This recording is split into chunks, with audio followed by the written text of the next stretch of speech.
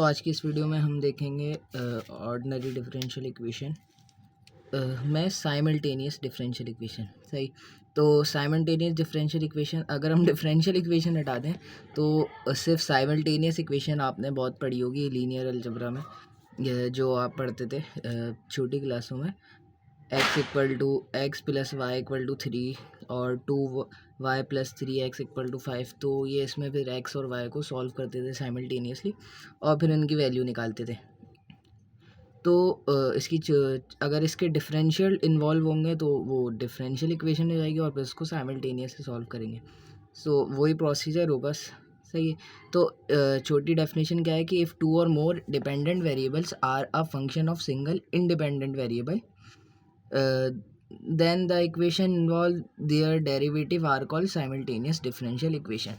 सही, तो ये जैसे इसमें भी होता था कि y जो डिपेंडेंट वेरिएबल होता था x का, क्योंकि y फंक्शन होता था x का, तो मतलब ये सिंगल इंडिपेंडेंट वेरिएबल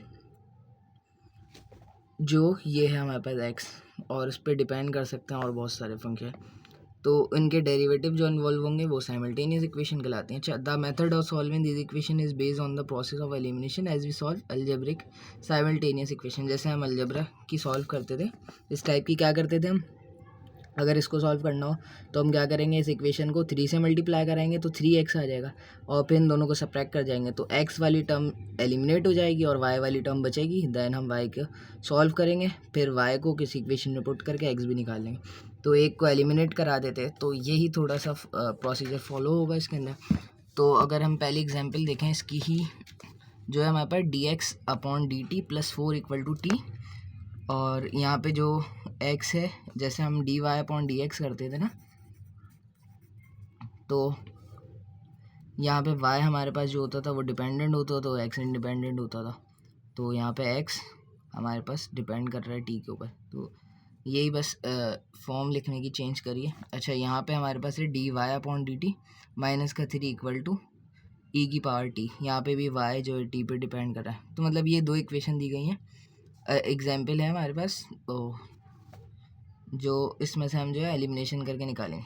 सही है, ये क्वेश्चन नहीं है, क्वेश्चन इसका नेक्स्ट पार्ट है। सही है, एग्जाम्पल दी गई है कि किस तरीके की इन्वॉल्व होती है साइमल्टेनियस डिफरेंशियल इक्वेशन। क्वेश्चन हमारे पास ये है dx upon dt equal to y plus 1 और dy upon dt equal to x plus 1। अच्छा, हमने यहाँ पे जो मैंने बताया था कि हम एक टर्म को एलिमिनेट करेंगे x वाली या y वाली कोई वेरिएबल को, और फिर एक वेरिएबल की वैल्यू निकालेंगे और फिर किसी इक्वेशन पुट करके दूसरे वेरिएबल की भी वैल्यू हम निकाल लेंगे। तो यहाँ से अगर पहले अगर मैं आपने डिफरेंशियल ऑपरेटर देखा था जो बराबर होता था d equal to d upon d t के।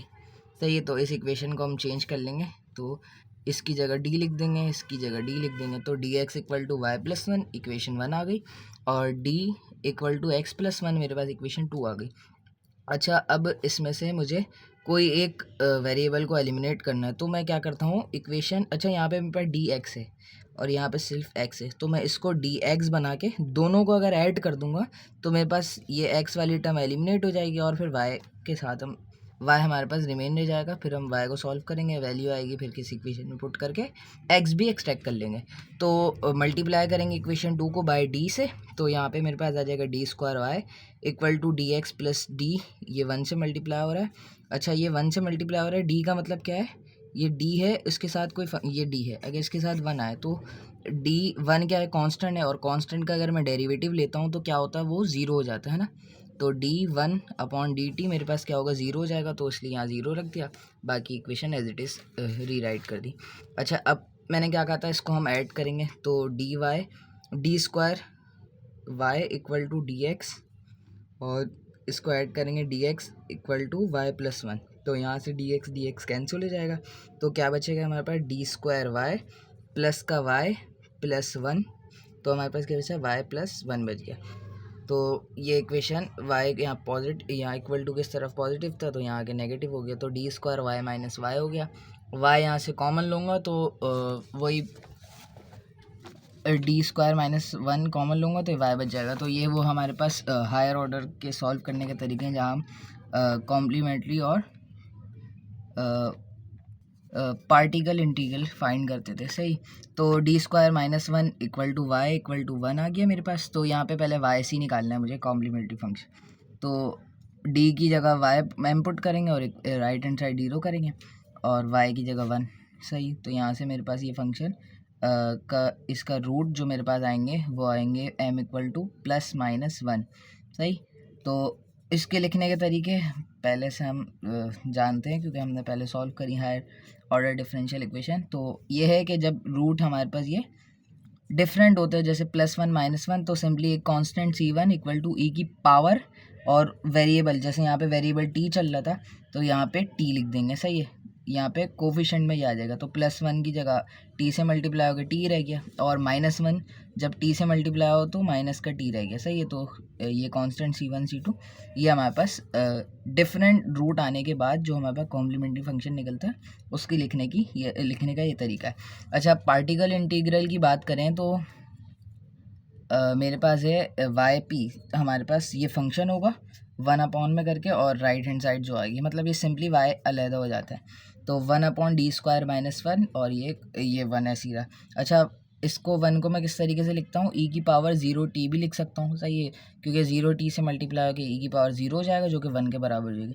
तो इसको सॉल्व करने का क्या तरीका था, जब हमारे पास राइट हैंड साइड पे यूलर्स का कोई फंक्शन हो, सही है, तो हम क्या करते थे, डी की जगह हम ए पुट कर देते जो कि टी का कोफिशिएंट होता था। सही है, तो वाई पी मेरे पास क्या हुआ 1/d² -1 और यहाँ इसका कोफिशिएंट 0 है तो मैं 0 का स्क्वायर -1 करूँगा तो मेरे पास सिंपली -1 रह जाएगा और यहाँ पे -1 ही मेरे पास आंसर हो जाएगा क्योंकि ये भी फैक्टर 1 हो जाएगा।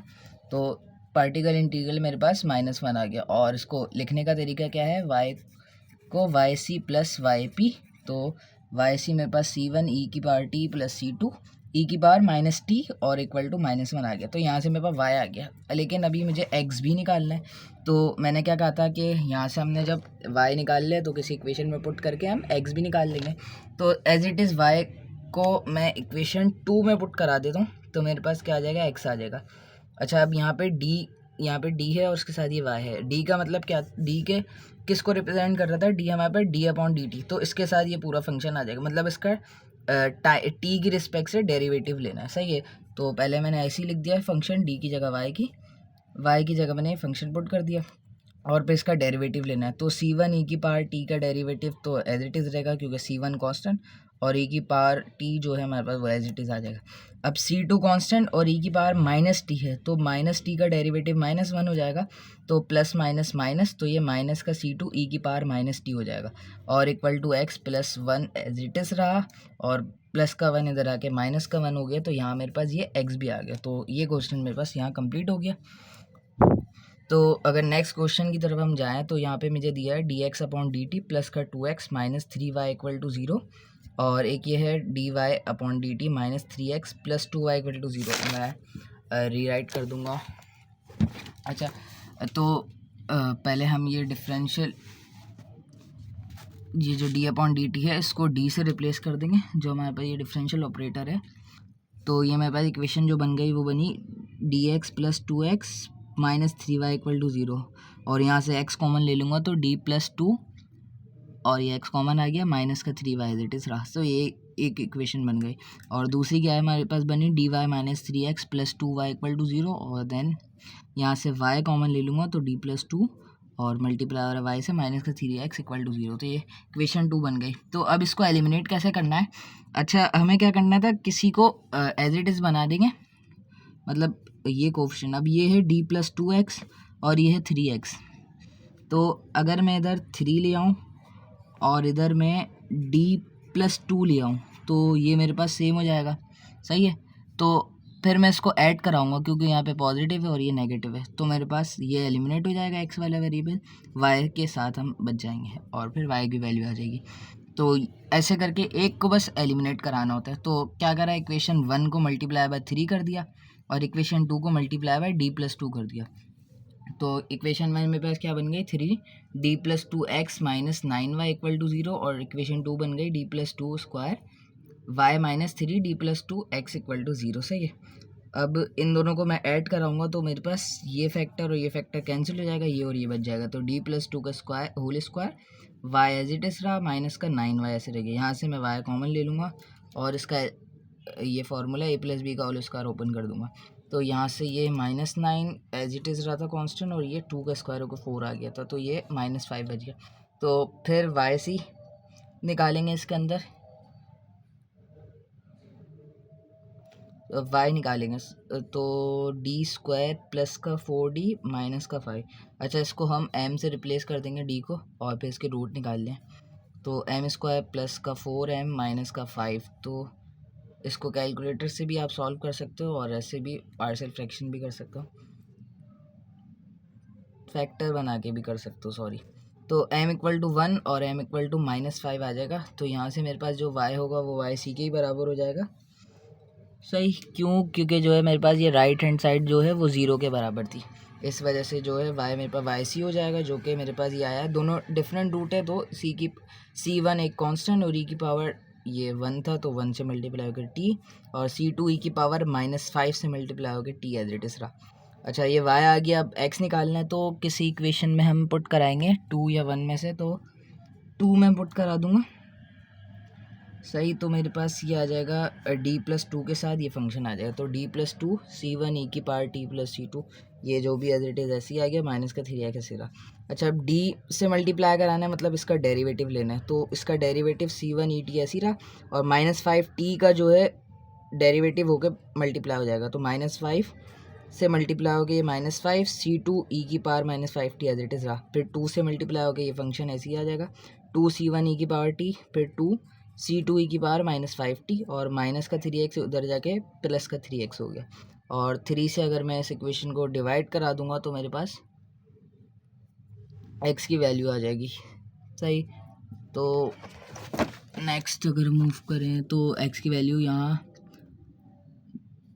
C1 जो कि कांस्टेंट और e की power t minus C2 e की पावर -5t, ये हमारे पास x की वैल्यू आ गई। सही, तो यहाँ साइमल्टेनियस इक्वेशन डन हो गई हमारे पास। अच्छा, एक ये भी था हमारे पास मोशन ऑफ पार्टिकल वाला, इसमें हमारे पास दिया हुआ था dx/dt प्लस ω/y = 0 और dy/dt माइनस ω/x = 0। अच्छा, हमें मालूम क्या करना था? पाथ ऑफ पार्टिकल, मतलब ये x और y की वैल्यू मालूम करनी थी। सही, और फिर पार्टिकल का path show that it is a circle है, तो हमारे पास सर्कल की इक्वेशन क्या होती थी? x² + y² = कोई रेडियस होता था। सही, तो हमें ये वैल्यू मालूम करनी है। सो d जो हमारे पास डिफरेंशियल ऑपरेटर होगा उससे रिप्लेस कराएंगे इक्वेशन को, तो हमारे पास ये इक्वेशन आ गई dx + ω/y = 0 इक्वेशन 1, और ये ω/x = 0 इक्वेशन 2 आ गई। अच्छा, मुझे वेरिएबल एलिमिनेट करना है, तो उसको मैं ओमेगा से मल्टीप्लाई करा देता हूँ और इसको d को और फिर ऐड करा दूंगा, तो ओमेगा dx बन गया मेरे पास, और यहाँ माइनस का ओमेगा dx, फिर ऐड करा दिया तो d² प्लस का ω² एज इट इज़ रहा। फिर यहाँ y कॉमन ले लिया, तो d² प्लस ω² = 0। अच्छा, अब मैं इसके रूट ले लूँगा। सही, तो मेरे पास ये रूट जो है वो है ± आयोटा ओमेगा आयोटा, मतलब b आ गया। अच्छा, अब मेरे पास ये क्या है? कॉम्प्लेक्स आ गया, रियल नंबर्स नहीं है, कॉम्प्लेक्स आ गए जो इमेजनरी है मतलब। तो y की वैल्यू मेरे पास क्या होगी? C1, और फिर ये मेरे पास वैसे e की पावर होती है मेरे पास मैं और रिप्रेजेंटेशन अगर बताऊँ a + b आयोटा होता है, तो इसकी वाई सी को हम लिखते हैं e की पावर a x और C1 cos bx plus sign bx। सही है, तो ये इसकी रिप्रेजेंटेशन होती है। तो मेरे पास a अभी नहीं है, तो मतलब 0 है, तो e की पावर 0 जो होगी मेरे पास वो 1 के बराबर हो गई, तो इसलिए यहाँ वो नहीं लिखा। तो C1 cos ωt और C2 sin ωt ऐसे इट इज़ आ गया। अच्छा, पुट द वैल्यू, वॉल्यूम क्या लिख दिया, put the value of y in equation 2, मतलब इस इक्वेशन में पुट करा के x की वैल्यू निकाल लेंगे। तो यहाँ से मेरे पास d के साथ मतलब इसका डेरिवेटिव लेना है, माइनस का ω/x = 0, और ये cos का एक दफ़ा डेरिवेटिव लेंगे तो माइनस का साइन, तो माइनस बाहर आ गया C1 ω sin ωt। और अच्छा, ωt का दोबारा ला, तो दोबारा डेरिवेटिव लिया तो ओमेगा मेरे साथ मल्टीप्लाई हो गया। इसी तरीके से यहाँ पे साइन का डेरिवेटिव cos हो गया, और C2 और ओमेगा से ओमेगा का डेरिवेटिव ये जो एंगल था इसका derivative omega as it is आ गया। अच्छा, माइनस का ω/x = दूसरी तरफ जाके ω/x रह गया, तो यहाँ से ओमेगा से मैंने ओमेगा को मैंने यहाँ पे काट दिया, मतलब कॉमन लेके, तो x मेरे पास आ गया c2 cos omega T minus का c1 sin ओमेगा टी। अब मुझे मालूम क्या करना है, squaring and add equation 2 and 4। तो इसका square c1 cos omega t plus c2 sin omega T का स्क्वायर करके और y की वैल्यूज़ का भी स्क्वायर करके ऐड कराया है। तो इसमें कुछ ऐसा ख़ास नहीं है, फिर भी कोई इशू आप पूछ लेना। तो यहाँ पे होल स्क्वायर का फार्मूला खोला है और फिर ऐड करा दिया, जो एलिमिनेट हो रही थी। अच्छा, फिर यहाँ पे ये cos square omega t plus sine square omega t आ रहा है, जो कि आइडेंटिटी की वजह से 1 के बराबर हो गया। सही है, तो ये 1 हो गया, तो c1 square plus c2 square हमारे पास ये आंसर रह गया। अच्छा, तो यहाँ पे जो इक्वेशन बननी थी इक्वल टू 0 बननी थी, इसलिए यहाँ पे वाई पी नहीं निकाला जैसे पिछले क्वेश्चन में करा था। तो इसलिए ये हमारे पास क्वेश्चन सिर्फ वाई सी आ रहा था, हमें पार्टिकुलर इंटीग्रल की ज़रूरत ना पड़ी थी। सही है, तो फर्स्ट वाली एग्जांपल में हमने निकाला था वाई पी, जो कि ये इक्वल टू 1 हो रहा था। सही है, इस वजह से। So that's all for this video, thank you. और कोई इशू हो तो आप पूछ सकते हो कमेंट सेक्शन में।